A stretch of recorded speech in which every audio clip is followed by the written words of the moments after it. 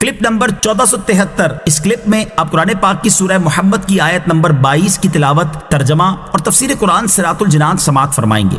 بسم اللہ الرحمن الرحیم۔ ترجمہ، اللہ کے نام سے شروع جو نہایت مہربان رحمت والا ہے۔ فَهَلْ عَسَيْتُمْ إِن تَوَلَّيْتُمْ أَن تُفْسِدُوا فِي الْأَرْضِ وَتُقَطِّعُوا أَرْحَامَكُمْ۔ ترجمہ، تو کیا تم اس بات کے قریب ہو کہ اگر تمہیں حکومت ملے تو زمین میں فساد پھیلاؤ اور اپنے رشتے کاٹ دو؟ فَهَلْ عَسَيْتُمْ، تو کیا تم اس بات کے قریب ہو؟ جب منافقوں کو یہ حکم دیا گیا کہ وہ مشرکین کے خلاف جہاد کریں تو انہوں نے جہاد میں شرکت نہ کرنے سے متعلق یہ عذر پیش کیا کہ ہم مشرکوں کے خلاف جہاد کیسے کریں، کیونکہ اس میں ایک خرابی یہ ہے کہ انسانوں کو قتل کرنا زمین میں فساد پھیلانا ہے، اور دوسری خرابی یہ ہے کہ عرب والے ہمارے رشتہ دار ہیں اور ہمارے قبیلوں سے تعلق رکھتے ہیں، تو ان سے جنگ کر کے انہیں قتل کرنا رشتہ داری کو توڑ دینا ہے، اور یہ کوئی اچھا کام نہیں ہے۔ ان کے رد میں اللہ تعالیٰ نے ارشاد فرمایا، اے منافقوں، تم سے یہ بعید نہیں کہ اگر تمہیں حکومت مل جائے تو تم اپنی مرضی کے خلاف کام کرنے والے کو قتل کر کے زمین میں فساد پھیلاؤ اور رشتہ داری توڑ دو۔ کیا دور جاہلیت میں تم آپس میں لڑائی نہیں کرتے تھے؟ اور کیا اس دوران ایک دوسرے کو قتل نہیں کرتے تھے؟ اور تم اپنی بیٹیوں کو زندہ دفن نہیں کرتے تھے؟ کیا تمہاری یہ لڑائیاں قتل اور بیٹیوں کو زندہ دفن کر دینے جیسا گھناؤنا فعل، زمین میں فساد پھیلانا اور رشتہ داری توڑ دینا نہیں تھا؟ تو اب تم کس منہ سے یہ کہتے ہو کہ جہاد کرنا زمین میں فساد پھیلانے اور رشتہ داری توڑ دینے جیسی خرابیوں کا حامل ہے؟ اور ان سب شواہد کے ہوتے ہوئے تمہارا جہاد میں شریک نہ ہونے کے لیے یہ عذر پیش کرنا کسی طرح بھی درست نہیں ہے۔ اسلامی جہاد رحمت ہے یا فساد؟ اس سے معلوم ہوا کہ منافقین اسلامی جہاد کو زمین میں فساد اور خرابیوں کا سبب سمجھتے تھے، اس لیے جہاد سے منہ موڑتے تھے، اور اللہ تعالیٰ نے منافقوں کا جو رد فرمایا اس سے معلوم ہوا کہ منافقوں کا اسلامی جہاد کے بارے میں یہ نظریہ غلط و باطل تھا، اور اس سے ان کا مقصد صرف جہاد میں جانے سے بچنا اور دوسروں کو جہاد میں شرکت سے روکنا تھا۔ فی زمانہ بھی اسلام کے دشمن اسلامی جہاد پر اسی طرح کے اعتراض کرتے ہیں، اور ان اعتراضات کے ذریعے لوگوں کے دلوں سے اسلام کی محبت اور اس سے قلبی تعلق ختم کر کے اس کے خلاف نفرت ڈالنے کی کوشش کرتے ہیں، اور مختلف واقعات کو بنیاد بنا کر لوگوں کے سامنے دین اسلام کو ایک ایسے دین کے طور پر پیش کرتے ہیں جس میں انسانیت پر بے انتہا ظلم و ستم کی تعلیم دی گئی ہے۔ اسی طرح اسلام دشمنوں کے افکار و نظریات اور ان کی تعلیمات سے مرعوب کچھ نام نہاد مسلمان بھی اسلامی جہاد سے متعلق ایسا کلام کرتے ہیں جو اس کی حقیقت اور اس کے اصل مقاصد کے بالکل برخلاف ہوتا ہے، حالانکہ ان میں بہت سے لوگ اچھی طرح جانتے ہیں کہ حقیقت اس سے کہیں مختلف ہے۔ حتیٰ کہ تاریخ سے ادنا سی واقفیت رکھنے والا شخص بھی اچھی طرح جانتا ہے کہ دین اسلام کا سورج طلوع ہونے سے پہلے انسانوں کا حال کیا تھا، اور وہ ظلم و ستم کی کس چکی میں پس رہے تھے، اور لوگ کس طرح غلامی کی زنجیروں میں قید اور اپنے آقاؤں کے ظلم و ستم کا شکار تھے۔ بچے، جوان، بوڑھے، مرد اور عورت، الغرض ہر سطح کے انسان جس ظلم و زیادتی اور بے رحمی کا شکار تھے وہ تاریخ کے واقف کار سے ڈھکی چھپی نہیں، اور اس کے مقابلے میں دین اسلام کے تاریخی کارناموں پر نظر دوڑائی جائے تو صاف نظر آئے گا کہ دین اسلام نے ہی انسانیت کو ظلم و ستم کے گہرے اندھیرے سے نکالا، دین اسلام نے ہی انسانوں کو سر اٹھا کر جینا سکھایا، دین اسلام نے ہی انسانوں میں انسانیت کی قدر اور عظمت پیدا کی، دین اسلام نے ہی زمین میں فساد کو ختم کر کے پرسکون معاشرہ اور امن کی فضا قائم کی، انسانوں کو ان کے حقوق دلائے اور ان کے حقوق پر دست اندازی کرنے والوں کو شکنجے میں جکڑا، اور بڑے فسادیوں کے فساد سے دوسروں کو بچانے کے لیے انہیں قتل کرنے کا حکم دیا تاکہ ان کے ذریعے ہونے والے فساد سے دوسرے انسانوں کی حفاظت ہو اور یہ دوسروں کے لیے عبرت کا مقام بنے اور وہ فساد برپا کرنے سے باز رہیں۔ اسی تناظر میں اسلامی جہاد کو انصاف کی نظر سے دیکھا جائے اور اس کے بنیادی مقاصد پر سچے دل سے غور کیا جائے تو ہر عقل سلیم رکھنے والے شخص پر واضح ہو جائے گا کہ اسلامی جہاد سراپا رحمت ہے، کیونکہ اس کے ذریعے فساد کا خاتمہ ہوتا اور معاشرے میں امن و سکون قائم ہوتا ہے۔ اسلام کی نظر میں رشتہ داری کی اہمیت۔ آیت میں رشتہ داریاں توڑنے کے موضوع پر بھی کلام ہے، تو اس کے بارے میں اسلامی تعلیمات سماعت فرمائیں۔ چنانچہ قرآن مجید میں اللہ تعالیٰ ارشاد فرماتا ہے، یا ایہا الناس اتقوا ربکم الذی خلقکم من نفس واحدۃ وخلق منها زوجها وبث منہما رجالا کثیرا ونساء واتقوا اللہ الذی تساءلون به والارحام ان اللہ کان علیکم رقیبا۔ ترجمہ، اے لوگوں اپنے رب سے ڈرو جس نے تمہیں ایک جان سے پیدا کیا اور اسی میں سے اس کا جوڑا پیدا کیا، اور ان دونوں سے کثرت سے مرد و عورت پھیلا دیے، اور اللہ سے ڈرو جس کے نام پر ایک دوسرے سے مانگتے ہو، اور رشتوں کو توڑنے سے بچو، بے شک اللہ تم پر نگہبان ہے۔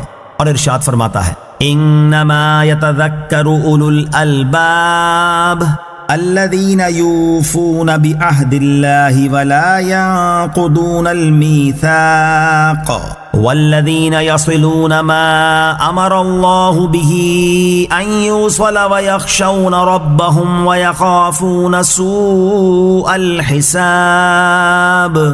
ترجمہ، صرف عقل والے ہی نصیحت مانتے ہیں، وہ جو اللہ کا عہد پورا کرتے ہیں اور معاہدے کو توڑتے نہیں، اور وہ جو اسے جوڑتے ہیں جس کے جوڑنے کا اللہ نے حکم دیا، اور اپنے رب سے ڈرتے ہیں اور برے حساب سے خوف زدہ ہیں۔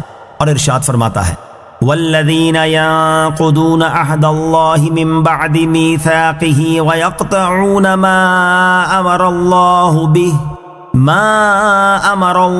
به ان یوصل ویفسدون فی الارض اولئک لهم اللعنۃ ولهم سوء الدار۔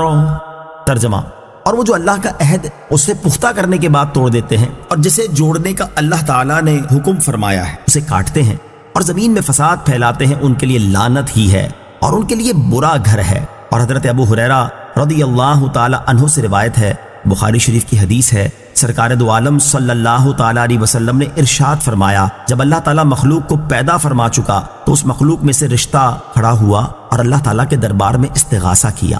اللہ تعالیٰ نے ارشاد فرمایا کیا ہے؟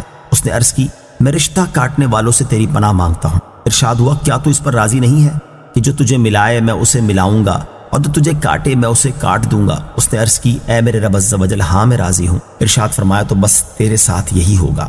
کلپ نمبر 1474، اس کلپ میں آپ قرآن پاک کی سورہ محمد کی آیت نمبر 23 سے 25 تک کی تلاوت، ترجمہ اور تفسیر قرآن صراط الجنان سماعت فرمائیں گے۔ بسم اللہ الرحمن الرحیم۔ ترجمہ، اللہ کے نام سے شروع جو نہایت مہربان رحمت والا ہے۔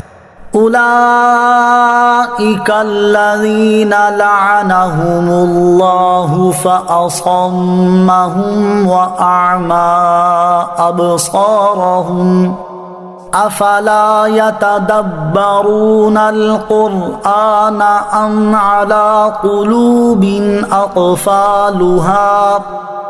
ترجمہ، یہ وہ لوگ ہیں جن پر اللہ نے لعنت کی تو اللہ نے انہیں بہرا کر دیا اور ان کی آنکھیں اندھی کر دی، تو کیا وہ قرآن میں غور و فکر نہیں کرتے بلکہ دلوں پر ان کے تالے لگے ہوئے ہیں۔ اولئک الذین، یہ وہ لوگ ہیں، یعنی یہ فساد پھیلانے والے وہ لوگ ہیں جن پر اللہ تعالیٰ نے لعنت کی اور انہیں اپنی رحمت سے دور کر دیا، تو اس کا اثر یہ ہوا کہ اللہ تعالیٰ نے انہیں واضح و نصیحت سننے سے بہرا کر دیا اور حق کی رات دیکھنے سے ان کی آنکھیں اندھی کر دیں، اس لیے اب وہ حق راستے کی طرف ہدایت حاصل نہیں کر سکتے۔ افلا یتدبرون القرآن، تو کیا وہ قرآن میں غور و فکر نہیں کرتے؟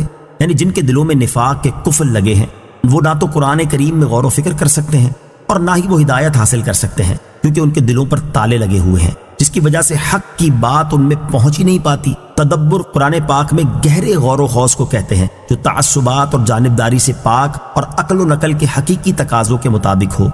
ان الذين ارتدوا على ادبارهم من بعد ما تبين لهم الهدى الشيطان سول لهم واملى لهم۔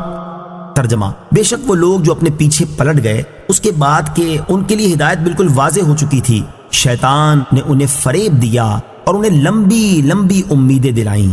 ان الذین ارتدوا علی ادبارہم، بے شک وہ لوگ جو اپنے پشت پیچھے پلٹ گئے، یعنی جو لوگ ہدایت کا راستہ واضح ہو جانے کے بعد ایمان سے کفر کی طرف پلٹ گئے، انہیں شیطان نے دھوکہ دیا اور ان کی نظر میں برائیوں کو ایسا مزین کیا کہ وہ انہیں اچھا سمجھنے لگے اور انہیں دنیا میں مدتوں رہنے کی امید دلائی کہ ابھی بہت عمر پڑی ہے، خوب دنیا کے مزے اٹھا لو، اور ان پر شیطان کا فریب چل گیا۔ حضرت قتادہ رضی اللہ تعالی عنہ فرماتے ہیں اس آیت میں اہل کتاب کے ان کفار کا حال بیان کیا گیا ہے جنہوں نے نبی اکرم علیہ الصلوۃ والسلام کو پہچانا اور آپ کی نعت و صفت اپنی کتاب میں دیکھی، پھر جاننے پہچاننے کے باوجود کفر اختیار کیا۔